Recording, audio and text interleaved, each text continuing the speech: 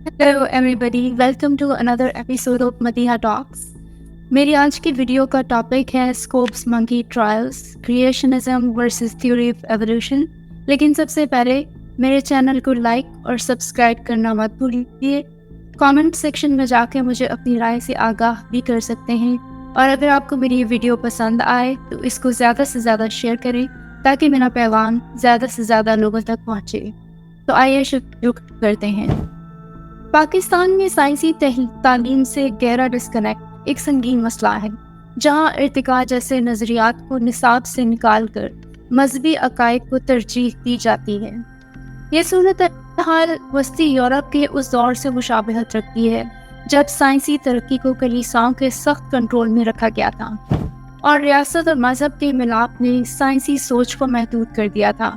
سائنسی انقلاب ریاست اور کلیسا کی علیحدگی یعنی separation of state and church نے یورپ کو ترقی کی راہ پر ڈالا, جبکہ پاکستان میں مذہب اور تعلیم کے اس ملاپ نے جدید سائنسی تصورات کے فروغ کو روکا ہوا ہے. پاکستان میں توہین مذہب کے الزام پر مشتعل ہجوم کے ذریعے ہونے والی ہلاکتیں قرون وسطیٰ کے یورپ میں ہونے والے جادوگروں کے مقدمات وچ ہنٹ ٹرائل سے مشابہت رکھتی ہیں, جہاں لوگوں کو بغیر کسی ٹھوس ثبوت کے ظلم و ستم کا نشانہ بنایا جاتا تھا.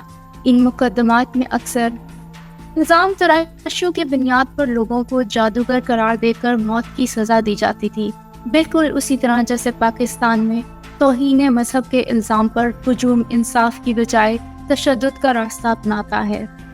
دونوں صورتوں میں خوف, جہالت اور مذہبی انتہا پسندی نے انصاف کو پس پش ڈال دیا اور معصوم زندگیاں برباد ہوئیں.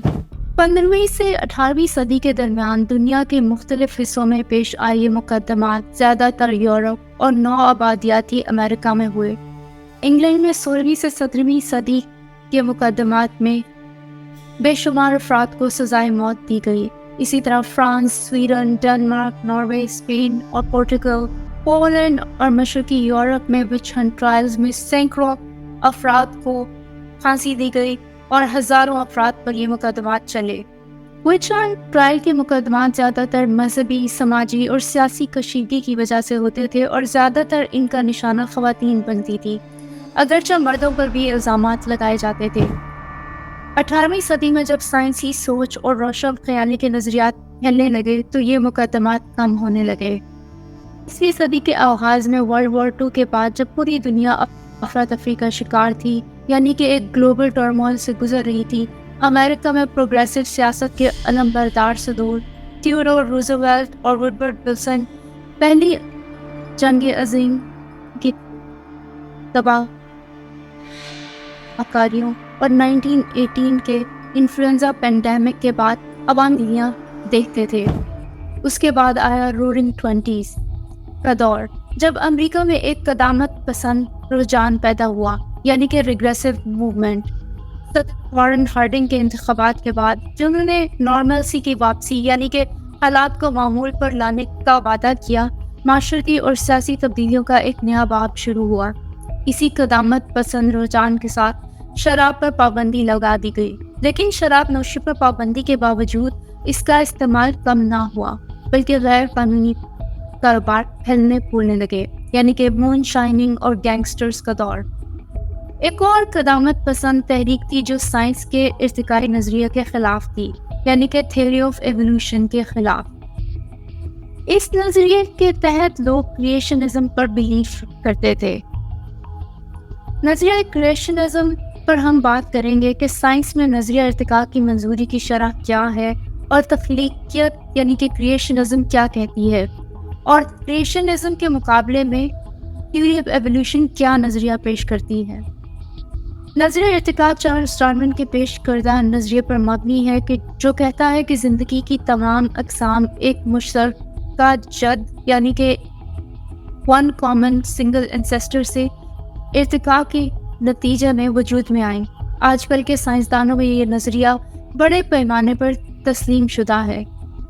ایک حالیہ علمی سروے کے مطابق تقریباً 97% سائنسدان نظریہ ارتقاء کو تسلیم کرتے ہیں. خاص طور پر بائیولوجی کے ماہرین میں یہ شرح بہت زیادہ ہے۔ اس کے برخلاف صرف 3% سائنسدان تخلیقیت، کریشنزم یا کسی اور غیر سائنسی نظریے کو ترجیح دیتے ہیں۔ کریشنزم، تخلیقیت کیا ہے؟ یہ وہ نظریہ ہے جس کے مطابق کائنات اور زندگی کی تمام اقسام کو ایک مافوق الفطرت قوت یا خدا نے تخلیق کیا ہے، جیسا کہ مذہبی متون یا مذہبی کتابوں میں اس کا ذکر کیا گیا ہے۔ یہ نظریہ سائنس کی بجائے مذہبی اعتقادات پر مبنی ہے اور اسے زیادہ تر سائنسدان تسلیم نہیں کرتے۔ تو اس سے یہ بات واضح ہو جاتی ہے کہ سائنسی برادری میں نظریہ ارتقاء کو زیادہ حمایت حاصل ہے، جبکہ کریشنزم محض ایک مذہبی نظریہ ہے۔ ارتقاء کے حق میں بہت زیادہ ٹھوس سائنسی شواہد موجود ہیں اور اسی وجہ سے اسے سائنسدانوں کی اکثریت کی حمایت حاصل ہے۔ مختلف مذاہب میں کریشنزم کے عقائد مختلف ہیں۔ ہر مذہب کا کائنات اور زندگی کی ابتدا کے حوالے سے اپنا ایک منفرد عقیدہ ہے، جو ان کے مذہبی متون، ہولی اسکرپچرز اور تعلیمات سے جڑے ہوئے ہیں۔ مثلاً اسلام میں یہ عقیدہ ہے کہ اللہ تعالیٰ نے زمین، آسمان اور تمام مخلوقات کو 6 دنوں میں تخلیق کیا۔ قرآن مجید میں اس کا ذکر ہے کہ اللہ نے آدم علیہ السلام کو مٹی سے بنایا اور انہیں دنیا میں پہلا انسان قرار دیا۔ تخلیقیت کا یا کریشنزم کا یہ نظریہ دنیا اور زندگی کی ابتدا کے بارے میں ایک مافوق الفطرت طاقت پر یقین کو ظاہر کرتا ہے، یعنی کہ ایک سپر نیچرل بینگ۔ عیسائیت یا کرسچینٹی کے مطابق خدا نے 6 دنوں میں زمین، آسمان، سمندر، پودے اور جاندار بنائے۔ جینیسس کے پہلے چیپٹر میں اس کا ذکر ملتا ہے۔ اور آخر میں خدا نے انسان کو تخلیق کیا۔ عیسائیت میں آدم اور حوا کو پہلے انسانوں کے طور پر مانا جاتا ہے جو جنت میں رہتے تھے۔ اسی طرح جدائزم میں یعنی کہ یہودیت میں تخلیق کا نظریہ بائبل کے جینیسس کے فرسٹ چیپٹر کے مطابق ہی ہے۔ خدا نے 6 دنوں میں کائنات اور انسان کو تخلیق کیا اور 7ویں دن آرام کیا۔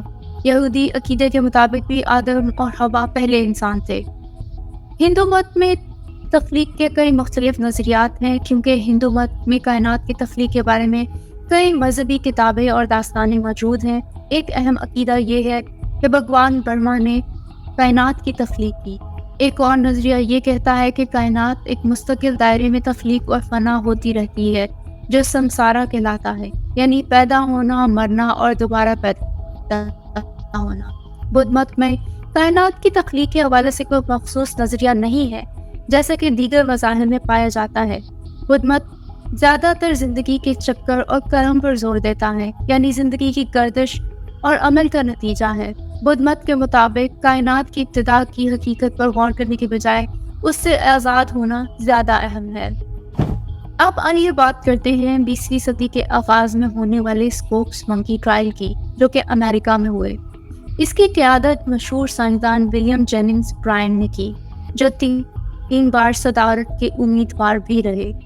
1920 کی دہائی میں انہوں نے قوانین کے نفاذ کے لیے بھرپور مہم چلائی تاکہ تھیوری آف ایوولوشن یا ارتقاء کی تعلیم کو روکا جا سکے۔ 1920 کے دہائی کے آخر تک 20 سے زیادہ ریاستوں میں اس پر بحث ہوئی اور 5 ریاستوں جس میں ٹینیسی، مسیسپی، آرکنسا، اوکلاہوما اور فلوریڈا میں ارتقاء کی تعلیم پر پابندی عائد کر دی گئی۔ وہ جینیسس کے فرسٹ چیپٹر کو بھی عام مفہوم میں نہیں لیتے تھے، جس میں یہ کہا گیا کہ خدا نے زمین، آسمان، انسان، جاندار اور پودے 6 دنوں میں بنائے اور 7ویں دن آرام کیا، بلکہ وہ اسے ایک طویل ارضیاتی دور یعنی کہ لانگ جیولوجیکل ایج کے طور پر لیتے تھے۔ لیکن پھر بھی انہوں نے ایک ایسی تحریک کی قیادت کی جس نے جنوبی ریاستوں میں کئی ماہر حیاتیات یعنی کہ بایولوجسٹ کو ان کی ملازمتوں سے نکال دیا اور ان کے کیریئرز کو تباہ کر دیا۔ جی ہاں، اب آپ کو بنو کے بایولوجی ٹیچر کا وہ واقعہ تو یاد آ گیا ہوگا جو کہ پاکستان میں ہوا، جس میں ملاؤں نے ان کو تھیوری آف ایوولوشن اپنے اسٹوڈنٹس کو پڑھانے پر معافی منگوائی۔